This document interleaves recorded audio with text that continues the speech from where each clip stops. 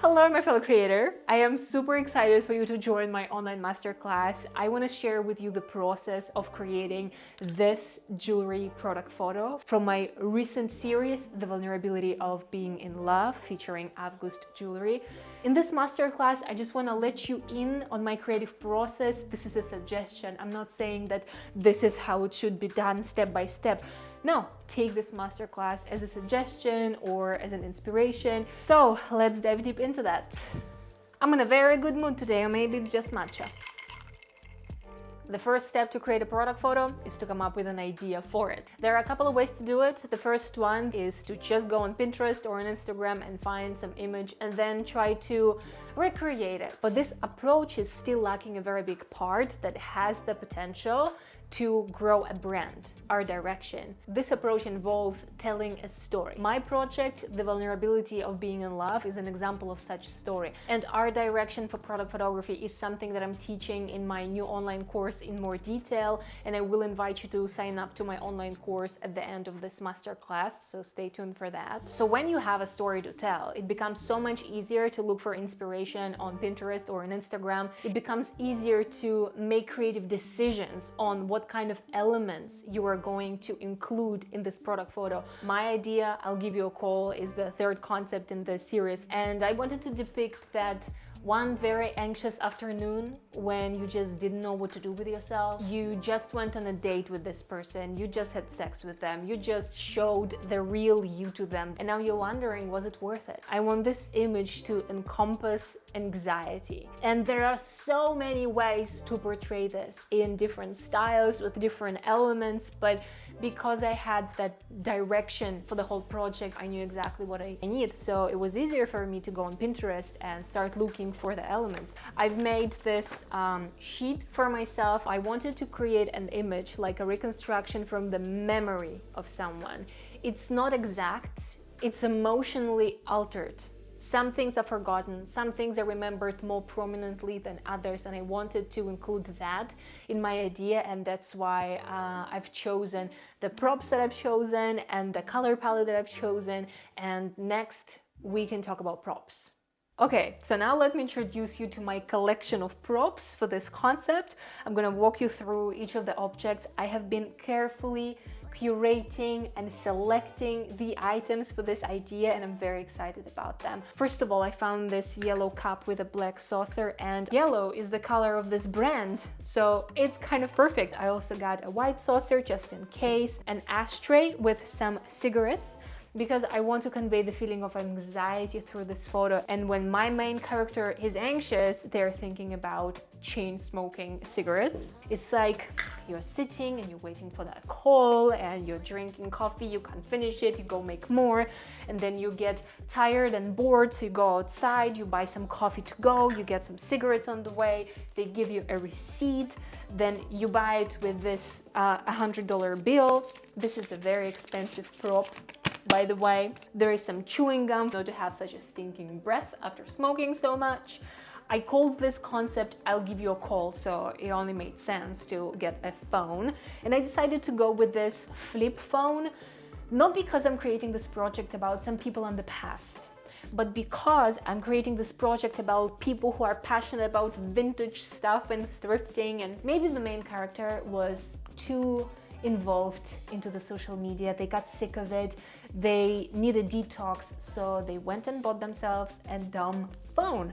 Not a smartphone, a dumb phone. So that's why they're waiting for a call on this little thing. Then I also have this point and shoot camera, and again, it shows that it's about us, because currently there is a huge hype around this kind of point and shoot cameras for their vintage feel. I have some matches here to light the cigarettes up. I have some cubed sugar for the coffee, a little hair clip, no meaning behind that, just additional interest. I wanted to add some elements of play.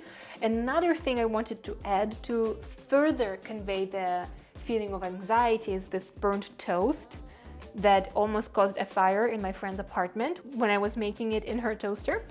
It's like you can't eat, but you need to eat something. So you put this toast in a toaster, but you are so anxious, you forget about it, it gets burnt, there is smoke in your room, but you're still hungry, so you still bite into it. It's terrible.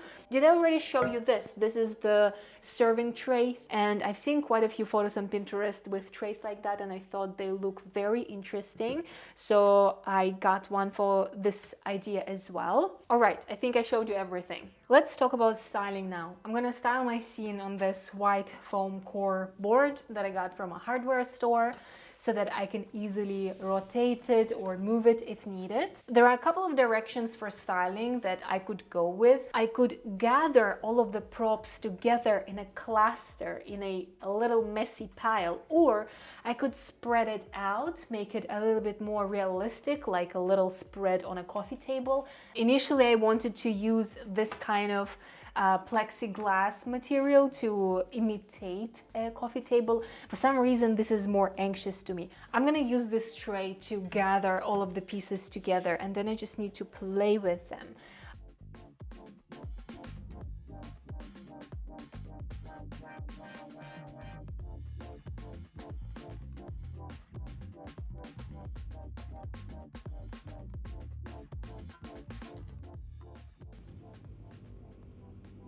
I made some coffee for my composition, so that goes inside the cup. You drank some, you forgot about it, it got cold, and now it's just there in this pile of junk. Honestly, this composition is the best. This is fire. I adore how all of these objects are interacting with each other. Nothing is stealing the attention from another thing. This is an important thing with props and styling. I added some black coffee in this yellow cup, so now the majority of it that's going to be visible is still like black. The next step is to find the angle from which I'm going to take the photo with my camera, and I'm using this Fujifilm X-T4 camera. This is not the best camera to take jewelry photos with, but I know how to make do with what I have. I'm resourceful as heck.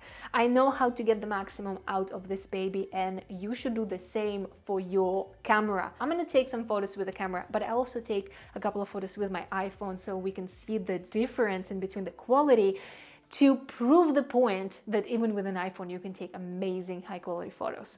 I am taking like test photos from different angles. There are a bunch of different ways how I can shoot it. I'm gonna take a photo from the first point of view. The next angle I'm gonna try is a top-down view of the scenes. Another one can be from a lower point, from this side, higher, and from this side as well. And next, I'm just gonna have a look on the flat screen. And if I'm not sure which angle to choose, I'm gonna open it up on my laptop and see it on a bigger screen. That always helps me to make a really good decision. I really like the first point of view angle, just like from my eye level.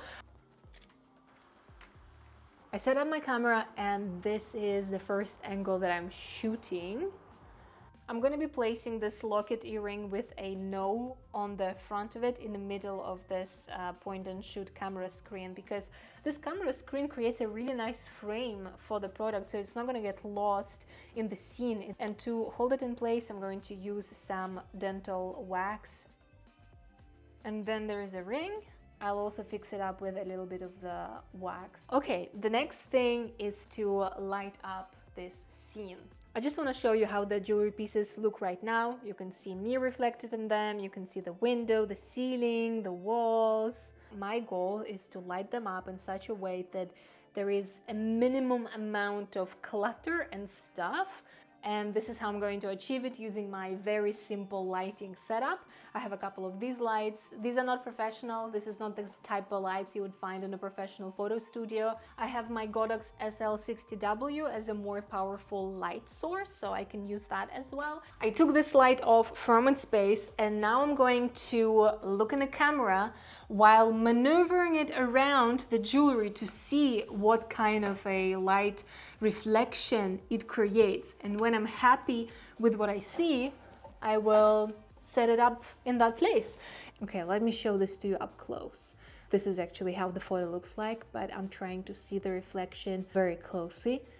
Next, I'm going to be using my big and powerful light, and instead of putting some kind of a softbox on it, I am going to use this wall to my advantage, and I will bounce the light from here, from the source, through the wall onto the jewelry pieces. Whenever I introduce a new light source, I just make sure that it all looks good together. Now I want to introduce my third light somewhere here. I want to reposition the lights a little bit.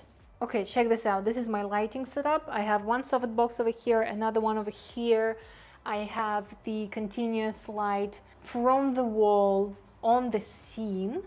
You can see the reflections of the light in the jewelry pieces. We can buy the most expensive gear in the world and still produce mediocre images. It's all about using the gear with intention. It's all about knowing how to get the result that we want. The next step is obviously taking the photo. I'm not gonna dive into details about the camera settings that I'm using. I'm just gonna tell you that I'm taking 20 photos that I'm going to glue together in Photoshop, and this is how my final image is going to be created. My camera does that automatically. I just set it up, press the button, and it makes me 20 photos. My camera just finished taking photos. I'm gonna bring my laptop in and check the photos on a bigger screen in case I'll see something that I'm blind to in the moment. You know, maybe I'll need to tweak something. Looking at the photos on my laptop really helped. I need to tweak the position of the Godox light. My camera just finished taking photos, so I'm going to whip out my laptop and check them out again. I checked the photos on my laptop and they look amazing. I also want to take the photo with an iPhone so we can see the difference between the camera quality and the iPhone quality. I have iPhone 16 Pro, so let's see how it's going to perform with this kind of setup. In the iPhone camera mode, I'm going to switch to the 2x camera lens because I like this lens more. I will set the timer for about 3 seconds to remove any shake. I'm going to press on the earring and turn down the exposure, and then I'll press the shutter button. Wait 3 seconds and the photo is done. Let's get to editing this baby. So the first thing I'm doing is just gathering all of the photos that I've taken and I'm just combining them in one. Not gonna dive deep about this right here. This is like the big picture of what I'm doing. First thing I'll do is fix the background. You see, I'm just using Photoshop generative AI to fill in that gap. I could do this manually, but with the introduction of AI, I don't need to. Next thing, I'll go in with like a healing brush and I'll start removing all the imperfections. The brands on the cigarettes, yeah, I don't need that because like the main focus is the brand of the jewelry. I'm going to remove all kinds of specks of dust and little like sugar crumbs and all of the little imperfections on the coffee cup. The next thing is to start working on the jewelry piece. I am removing those overexposed specks of light because I don't need that. I'm just using the healing brush tool and the AI feature to do this. I'm also using the stamp tool for the more precise work.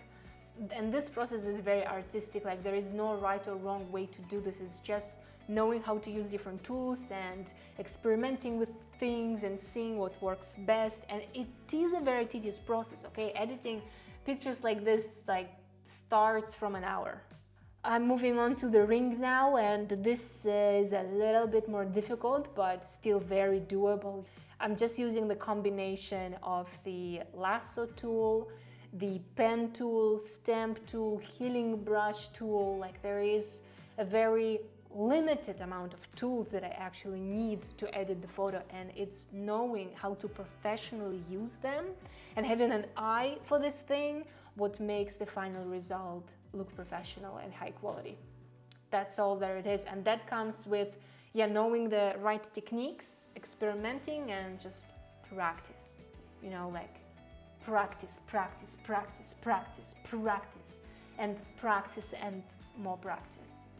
Something that I really like to do to make the colors of these jewelry pieces more uniform is I make them black and white, and I just use a mask to preserve the color on the rest of the picture. It's just the light reflections on the jewelry pieces that I want to be like black and white. But there is also the yellow cup reflection that I don't want to touch. I'm going to use the dodge and burn technique to make sure that my reflections look even more prominent and not so flat, and this is going to add some contrast to the final result, which I really like. Okay, I also need to remove the brand of the camera, and now I'm gonna go to the camera raw filter to play with the lighting. I'm gonna change the colors, and there are so many of these like toggles that I'm just playing with to see what I like. I am doing the color grading with the midtones and shadows. I am using these color wheels and the balance toggle to play with it until I'm happy with it. Okay, I also need to remove the brand on the phone. And for my special effect, you know, to further lean into this feeling of anxiety, I want to distort this image. I want to make it look like this was shot with fisheye, and this is where I'm really happy with it. Something that I'm really missing in this photo is a toast, like that burnt toast. And lucky for me, I already have that burnt toast on another picture. So you know what? I'm not gonna go and reshoot this. I'm just gonna go and cut it out from another picture, add it here, and I'm gonna have like a little piece of that burnt toast in this image. Just because I like it, just because I can. Let me do the photo taken with an iPhone now. I'm doing the exact same steps for this photo as well, so I'll just speed through this process. You can see that this picture is lower quality, especially when I zoom onto the jewelry pieces. They are more pixelated, not so sharp. The colors are not so nuanced, but let's compare it at the end. I'm just gonna put them on the same screen here. Honestly, you can't even tell the difference. It's only when I zoom in, I can see that the photo taken with the camera is more detailed. But when posted on Instagram and looked at from my phone, it is absolutely fine to use an iPhone for that. I hope that watching this proved to you again that you don't need a pricey professional camera. If you have one, sure, use it, to make sure that you are using the maximum of your resources and you are using your resources to the maximum. But if the only thing you have is a smartphone with a camera, look at it. It's good when you know what you're doing. Yeah, when you know how to work with the light, when you know how to work with the styling and the props and the products and how to use Photoshop. When you have all of those elements together, you can do anything with that smartphone camera. I am so proud of myself. This is the type of stuff that I absolutely love creating. Like, I live for that stuff. And I hope that watching this masterclass has shown you that you don't need some crazy expensive equipment, you don't need a whole team, you don't need a lot of money to be able to do this. The only thing you really need is to be empowered in your creativity.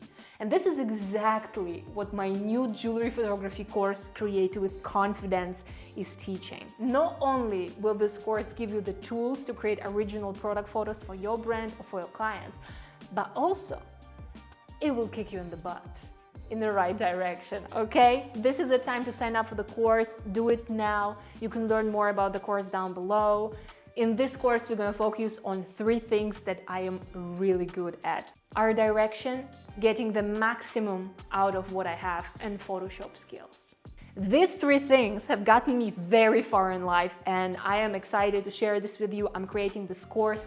Sign up for it now. Do not wait for some perfect time in the future when you will have more time, more money, more resources. Start from where you are. Thank you for watching this masterclass. I'll see you in my next one.